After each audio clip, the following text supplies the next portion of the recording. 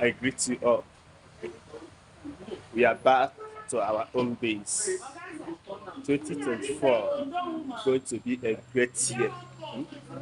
You see it. You see it.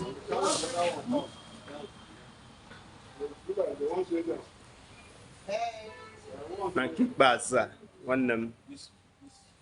You agree with me. Anything you need,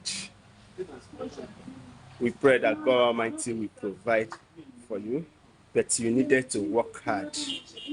This 2024, we needed to work hard. No food for a lazy man, no matter whatever you do. Work hard. Believe on yourself. Believe on your dream. Trust God Almighty. He will do it for you. If He didn't do it this year, He will do it next year for you. Never give up. Never lose hope.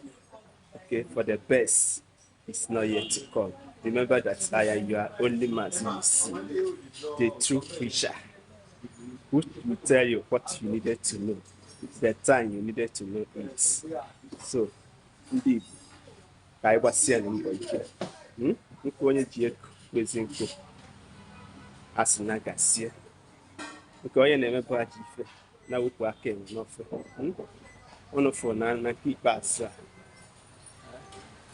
ọ na-afụrụ ya.